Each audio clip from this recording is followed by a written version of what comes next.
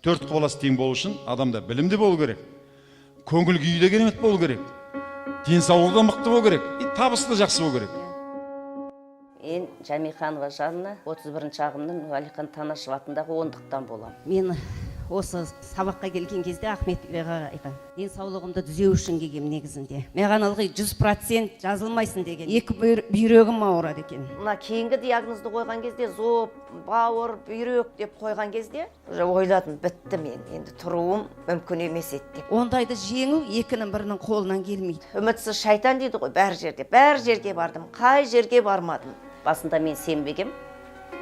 Ахметбек Нұрсила ағайды ютубтан көрген кезде ойлағам, деп дұрыс түсінбедім мен ол кезде. Одан кейін қызым, мама 31-ші ағым басталады, соған барыңызшы деп. Соны Ахметбек Нұрсила ағайдың жаңағы нелерін қыздар тыңдап жүргенде қоса тыңдадым. Соны қыздармен бітірген кезде жаңағы неге бардым? Ағайдың сабағына. Сонан кейін мен осы неге барып қатысам деп шештім.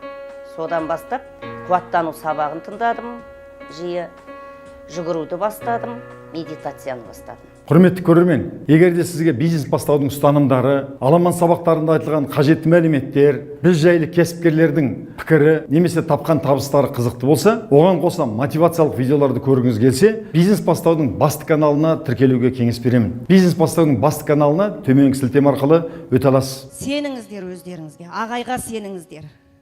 Жаңағы ақша таппай жатырмыз ғой. Мен кішкентай қызым 12 жаста 56 мың тапты. Өзіңді аяп жата берсең, жата бересің. Жатпаңдар үйді, қорықпаңыздар. Барлығы баста. Мына басымызды тазартсақ, біз бәрін жеңеді екенбіз. Барлығы сұрайды, несі тыңдап жүрсіз деп. Мен айтам, Ахметбек ағайдың. Әлсіреп шаршаған кезде мен Ахметбек ағайды тыңдаймын. Қазір мысалы өз саламда, құрылыс саласында жұмыс істеп жүрмін. Бұрын ағайдың қуаттану сабағын құлағыма наушникпен салып алам. Реклама беруді бастадым. Ақбаян ханымның жаңағы сату саласын тыңдағаннан кейін жаңағы өзімнің жұмысымды сатып табыс таба бастадым. Солардың арқасында мен уже табыс таба бастадым. Бұрын мен осы ауырғаннан бері тек таныстардың ғана үйіне бір 3 айда бір, 5 айда бір ғана шығып ғана қоятын. Ондай табыс тапқан жоқпын мен. Ал ендігі міне табысым, бір айдың ішіндегі менің табысым 303 мың.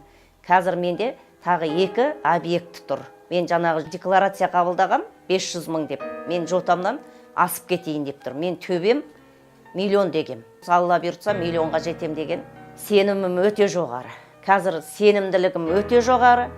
Адаммен сөйлесуім де объектіні алар кездегі сатылу саласында өте жоғары неде, деңгейде. Қайтсем мен осы объектіні алам деп сату жағын жоғары неде жүргізіп жатырмын. Бизнес бастауға барғаныма қуаныштымын. Мен бұдан кейін де қолымды үзбеймін бизнес бастаудан. Әлі жиі барам. Мен 31-ші ағымды бітірем 12-сі күні. Бірақ мен әлі де барам. Әлі де қатысам сабаққа. Әлі де тыңдаймын о кісілерді. Бір қазақтың қызының рухы мың қазақты оятады. Келісесіздер ме?